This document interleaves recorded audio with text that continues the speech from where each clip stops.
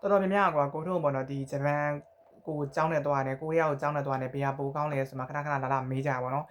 ကိုတို့ကအဲ့လိုမျိုးပေါ့နော်ကိုရီးယားမှာနေလို့ကိုရီးယားကိုကောင်းတယ်လို့တော့ပြောရတော့မဟုတ်ဘူးကွာဂျပန်နဲ့ကိုရီးယားကိုပေါ့နော်တကယ်ရွေးဖို့ဘေးကိုသွားဖို့ကိုကဆုံးဖြတ်နေရဖို့ဆိုရင်ပေါ့ကွာ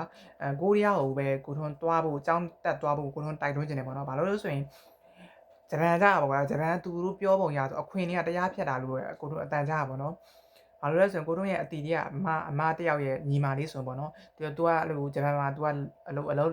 ကျောင်းတက်သွားနေပေါ့ကွာသွားတယ်သွားချင်မှာသူဆိုရင်အဲ့လိုမျိုးတလားအခွ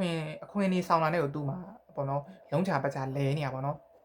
အိမ်ကိုလည်းအဲ့လောက်ကြီးအိမ်ကိုပြန်ဖို့ဆိုတာမပြောနဲ့ပေါ့ကွာသူ့မှာအိမ်ကပြန်မတောင်းတာကိုပဲသူကန်ကောင်းတယ်လို့ပြောရမယ်တဲ့အဲ့လိုပေါ့နော်ဒီသူ့ရဲ့အခွင့်ကိစ္စတွေတူရှုပ်ရှက်ခတ်နေရတယ်အခွင့်နေဆောင်တာပေါ့နော်ဂျပန်နိုင်ငံအခွင့်နေဆောင်တာများတယ်အမိုက်အခွင့်နေဘာအခွင့်နေအကုန်လုံးပေါ့ကွာသူကအခွင့်နေဆောင်ရတဲ့ကိုတို့ဒီ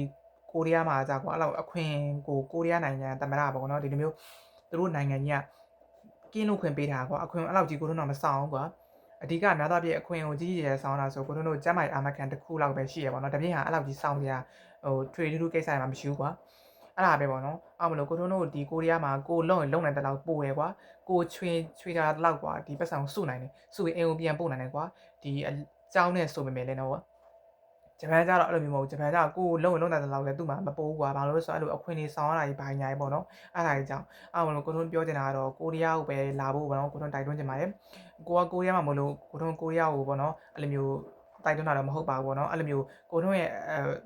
အရှိမအဲ့လိုမျိုးပေါ့အကုန်လုံးစူးစီးပြီးပေါ့နော်အကုန်လုံးဟိုမေးကြည့်ဒီမေးကြည့်ပေါ့နော်မေးကြည့်လန်းမိတဲ့လောက်မေးကြည့်ရတော့အဲ့လိုမျိုးဂျပန်အခွင့်အရေးများတယ်လို့တော့ပြောကြပါပေါ့နော်အဲ့မလို့ဒီ join တူပေါ့နော်အချိန်ကုန်ခံပြီး join တူကတော့ကိုရီးယားကိုပဲ join စေချင်တယ်ပေါ့နော်